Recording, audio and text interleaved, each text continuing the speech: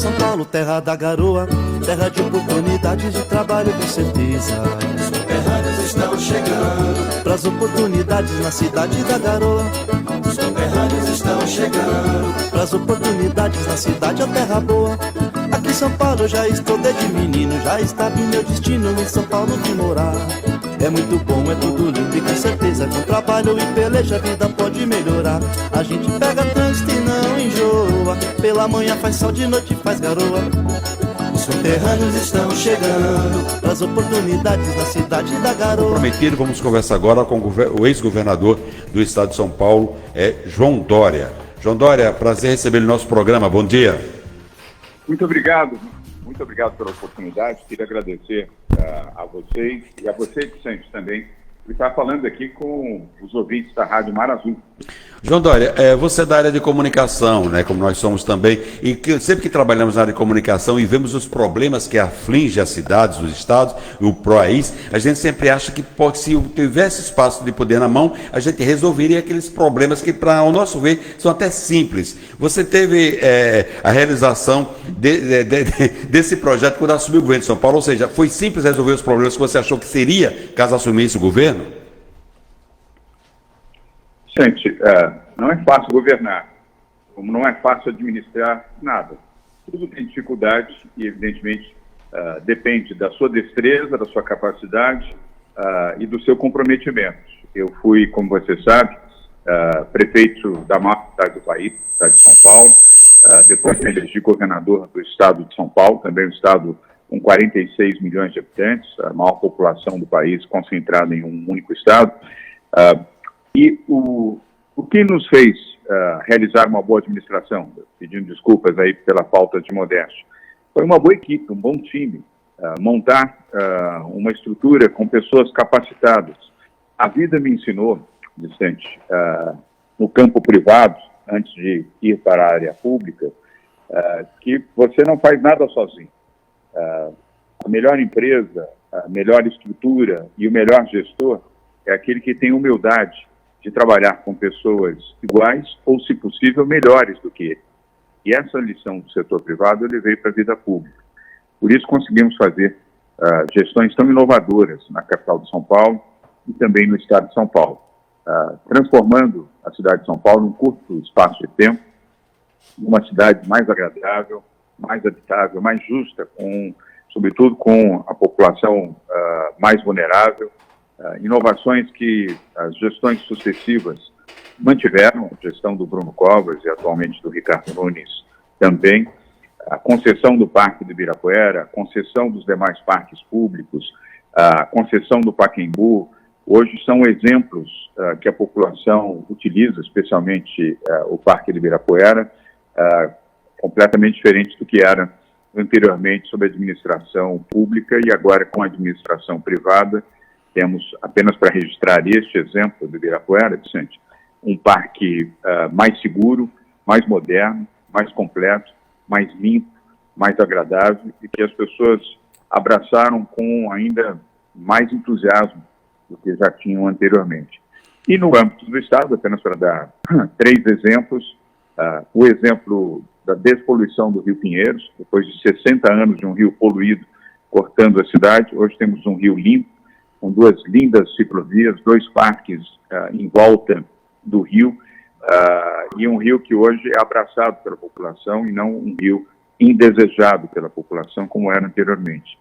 A reforma completa do Museu do Ipiranga, depois de 136 milhões de reais de investimento privado, o maior e mais bonito museu brasileiro, foi inaugurado por ocasião dos 200 anos da independência em setembro passado. E, por fim, a vacina.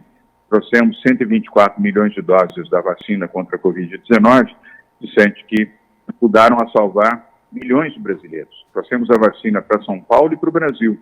Então, muito orgulho daquilo que fizemos e muito orgulho de uma boa equipe que montamos à frente da Prefeitura de São Paulo e do Governo de São Paulo também, Vicente.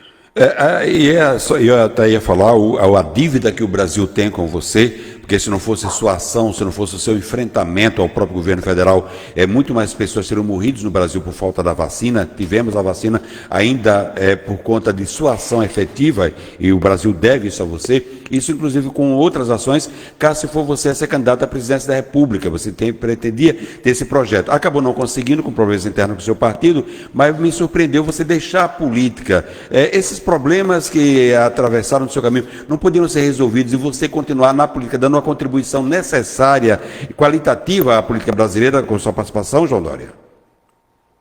Gente, primeiro, obrigado pelas referências. Fico bastante lisonjeado, ainda mais vindo de você, um jornalista experiente como é.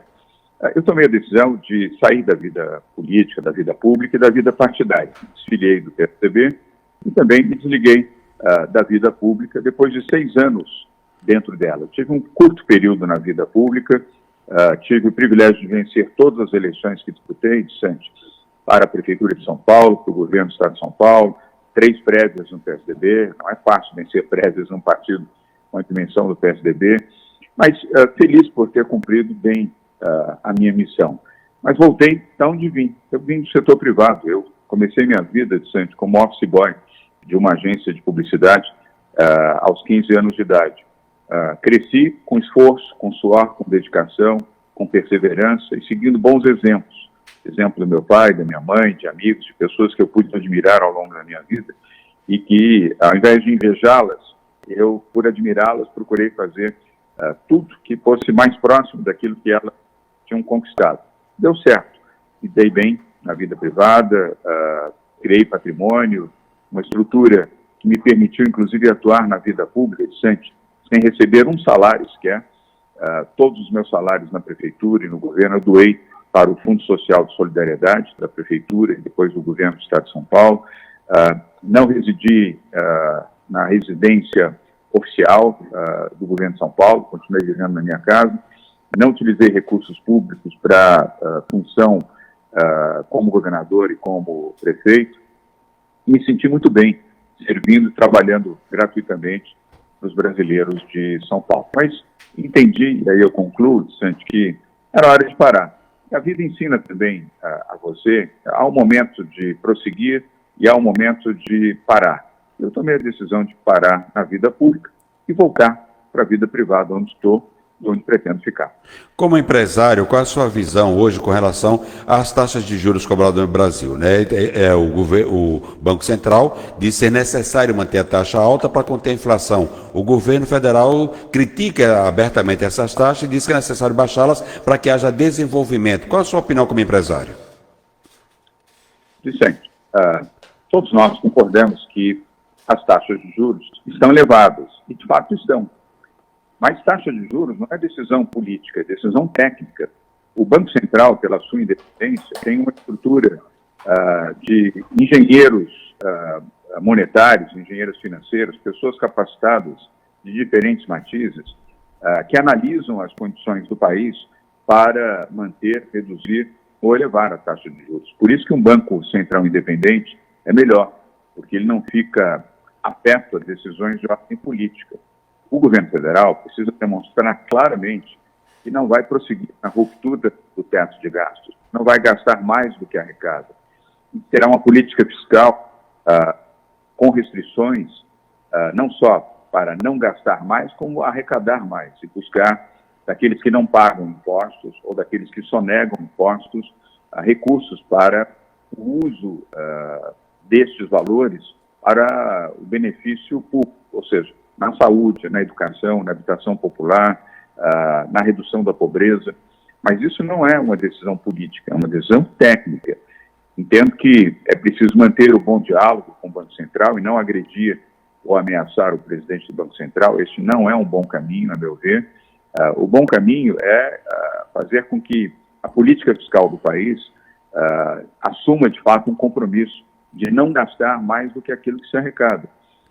Infelizmente, ainda não houve, de maneira clara, esta disposição do governo, apesar aqui registro da boa vontade do ministro Fernando Haddad e também da ministra Simone Tebet. Mas não é o que se vê, o que se enxerga, muitas vezes, na decisão do Palácio do Planalto. Portanto, eu acho que deve ser feito um esforço maior para garantir esta política fiscal, independentemente da própria reforma fiscal que oportunamente será apresentada ao Congresso Nacional, manter o bom diálogo com o Banco Central, sem agredir o banco e nem tampouco o seu presidente, e cumprir a obrigação do governo, que é melhorar a sua arrecadação, gastar apenas o necessário e gastar bem, ou seja, investir corretamente o dinheiro público. Está sendo discutido muito essa questão do projeto das fake news, né? Como empresário da comunicação, um lado diz que é cerceamento de liberdade de expressão, é censura. Outros dizem que é questão da moderação para evitar tanto fake news nas redes sociais. Qual é a sua opinião como empresário da comunicação sobre o projeto das fake news? Vicente, é a opinião da moderação. Nem tanto à terra, nem tanto ao mar. É preciso ter uma regulação das mídias digitais no Brasil. Não pode ficar um campo sem lei, sem ordem e sem nada.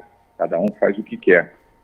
Isso fere, inclusive, os princípios constitucionais do país. Ora, se você, como jornalista, locutor de uma rádio de prestígio, como a Rádio Mar Azul, há muitos anos, se falar coisas erradas, se ofender, se falar em verdade, você está sujeito, e a rádio também, a punições da lei. Isso é normal. Eu sou jornalista também, portanto falo isso muito à vontade. Eu trabalhei 9 anos da minha vida em rádio e 25 anos em televisão. E sempre tive muito cuidado nas informações que propaguei, divulguei, eu comentei, para não só não cometer injustiças, como também não sofrer o rigor da lei. Ora, não há razão para que mídias digitais não tenham nenhum tipo de controle, e aí o controle não é censura, é o controle para que as informações sejam verídicas e sejam comprovadamente amparadas na verdade e não na mentira. Então, repito, nem tanto à terra, nem tanto ao mar. É preciso haver uma regulamentação. A regulamentação deve levar em conta o direito às pessoas, instituições, empresas e governos a sofrerem críticas sempre que cometerem erros, equívocos, ou atividades que sejam ilegais, mas punir as notícias falsas, mentirosas, com algum interesse pessoal, político ou de qualquer outra natureza. 100 dias do governo Lula, já dá para o senhor ter uma avaliação se o governo está acertando ou se o eleitor acertou em escolher o projeto do PT para o governo do Brasil? Gente, de fato, o governo Lula ainda não mostrou ao que veio. Não estou querendo aqui fazer uma crítica frontal, mas com menos de 120 dias de governo, não se tem um projeto de governo. Reconheço que o 8 de janeiro, aquela invasão na sede dos 3 poderes, comprometeu bastante, talvez o ritmo e o próprio compromisso do governo em fazer a gestão do país como um todo, desviando muito a atenção para a defesa dos 3 poderes, da Constituição e da democracia, e a condenação correta dos atos criminosos de 8 de janeiro em Brasília. Mas também ao lado desta questão, eu sinto o governo Lula muito no confronto. O confronto não é bom. O Brasil precisa pacificar a questão. Precisa ter um presidente pacifista, um presidente que compreenda que o país não pode continuar dividido entre prós e contras, entre vermelhos e azuis, entre bolsonaristas e lulistas. Isso não é saudável para o país. É importante que haja não apenas a mensagem, que não tem havido, diga-se, mas atitudes que demonstrem uma capacidade de gerenciar o país para todos os brasileiros, não apenas para aqueles que votaram no presidente Lula e não elegeram Bolsonaro. O Brasil deve ser gerenciado, deve ser administrado pelo presidente da República, Vicente, para todos os brasileiros, os que gostam de Lula e os que não gostam de Lula. Para isso é ter uma prática de governo eficiente, uma prática de governo que não seja apenas da promessa, ou dos reptos, ou dos desafios, ou do aparelhamento da máquina pública, e muito menos de ataques. Quem tem que cuidar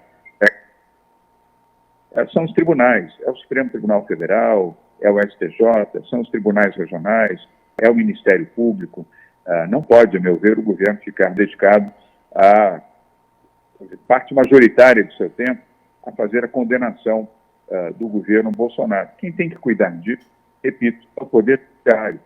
O Poder Executivo tem que administrar o Brasil, atrair investimentos internacionais que possam, ao serem internados aqui no Brasil, Vicente, gerar emprego, gerar impostos, gerar oportunidades, diminuir a pobreza e a miséria e os sofrimentos do povo brasileiro. Não faz sentido você não estimular uma visão liberal para colocar em mãos privadas aquilo que o público faz mal. Ou seja, criar oportunidades para que o investidor privado, sejam brasileiros, sejam estrangeiros, possam atuar em concessões, parcerias público-privadas, em privatizações, e com isso melhorar a qualidade dos serviços públicos, do atendimento à população, gerando melhores empregos, com melhores salários, sem ônus para o setor público. Isso é um exemplo que foi feito em São Paulo e outros lugares também do país, e deu muito certo.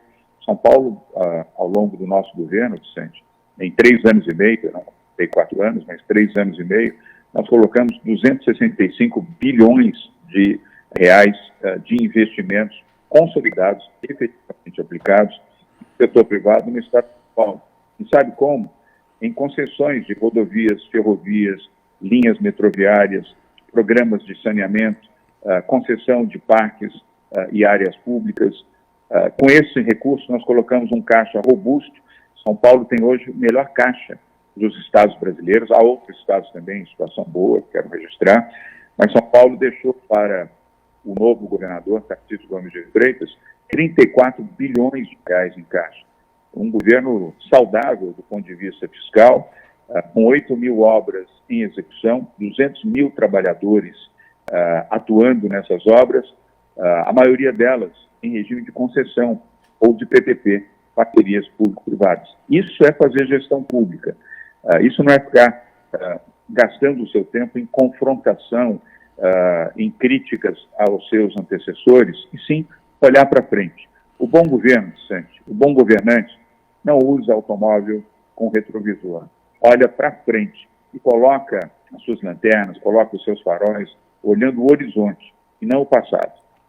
O governo Lula, em uma das suas viagens, fez uma declaração extremamente polêmica, quando ele disse que é necessário que se criar uma moeda para transações internacionais e acabar com essa hegemonia do dólar, né? Como é que o senhor vê essa declaração? Qual a sua opinião sobre isso?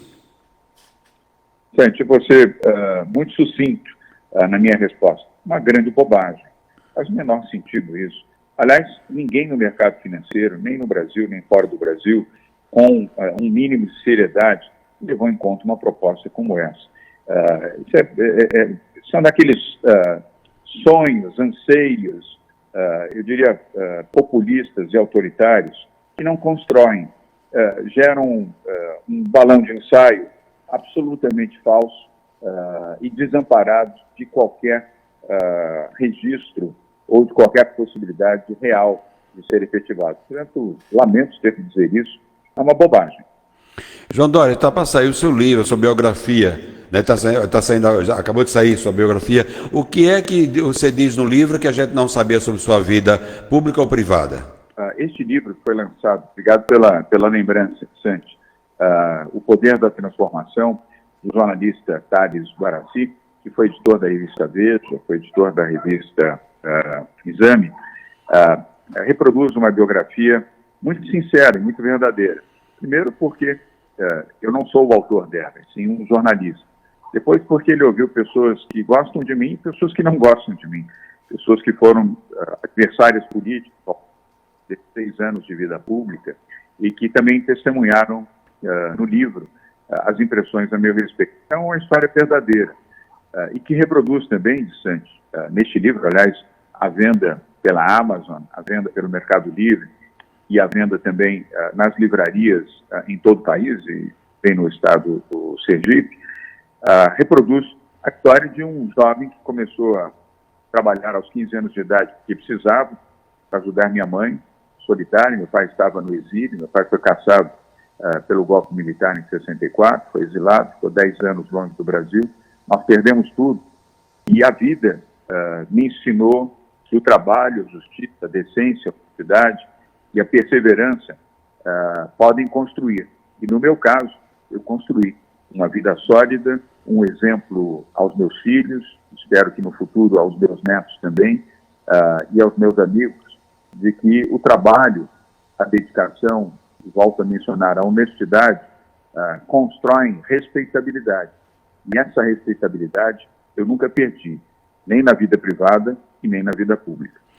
João Dória, eu queria agradecer a sua participação em nosso programa, a sua gentileza de se predispor a conversar com a gente essa meia hora aqui com os nossos ouvintes, dizer que o Brasil carece de pessoas, cabeças pensantes como a sua, de homens que vão para o enfrentamento inteligente necessário quando se faz, quando a crise se apresenta, buscando melhoras para o coletivo, né, de um país. Parabenizar a sua gestão no governo de São Paulo e agradecer a sua participação e desejar sucesso nessa sua decisão de abandonar a vida pública, a vida política, né, e se dedicar apenas à vida privada. Mas deixando claro que pessoas como você fazem muita falta na política brasileira. Muito obrigado, fica à vontade aí para suas considerações.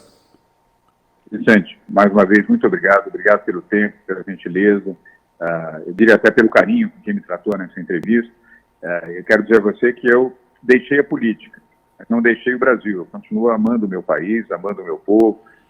Gosto muito de São Paulo, eu sou filho de nordestino, talvez você saiba, mas alguns ouvintes e internautas não saibam disso. Minha família é da Bahia e do Sergipe também. Os Dória estão na Bahia, estão em Sergipe, até um ex-governador do estado de Sergipe, João Seixas Dória, primo de meu pai, meu tio-avô, governou esse estado. Eu tenho orgulho desse sangue nordestino que possuo e tenho orgulho de ser brasileiro. Embora longe da política, não ficarei jamais longe do meu país e do povo que eu amo, o povo brasileiro. Vicente, mais uma vez, obrigado. Uma boa semana a você e a todos que estão nos ouvindo em Sergipe, em Estância. E muito obrigado a você e aos técnicos também da Rádio Mar Azul que viabilizaram e permitiram essa entrevista com você. Muito obrigado, João Dória. Está aí uma notícia que a gente não sabia, né? João Dória é parente de Seixas Dória, né, que foi governador aqui do estado de Sergipe, né? Então, a notícia é uma informação diferenciada, nova aqui. Muito obrigado aí ao ex-governador do estado de São Paulo. Como eu disse mesmo, eu acho que a política carece de pessoas que pensam como ele, que têm coragem de fazer os enfrentamentos que ele fez. Se não fosse João Dória, a gente teria vacinado o Brasil muito tempo depois ainda. Então, muito mais mortes ainda teriam acontecido, mas foi ele enfrentou o próprio governo federal produzir a vacina, a Coronavac, lá no seu estado, e por isso a gente teve vacina menos tarde do que teria se não fosse exatamente a produção brasileira da Coronavac. Então a política carece exatamente de pessoas que pensam dessa forma. Claro, ele é vaidoso, se desiludiu porque foi bloqueado pelo próprio partido quando começou a ser candidato à presidência da República, e se chateou porque foi bloqueado pelo próprio partido, se decepcionou e achou que deveria abandonar a política por conta disso. Claro que a decisão pessoal é um direito de cada um, mas acho que pessoas como João Dória são necessárias na política de um país que se deseja um país que cresça, que se desenvolva. Então, eu tenho uma admiração muito grande pela ousadia, pelo perfil, pela visão e pela coragem, pela inteligência de João Dória. Para as oportunidades da cidade, a terra boa.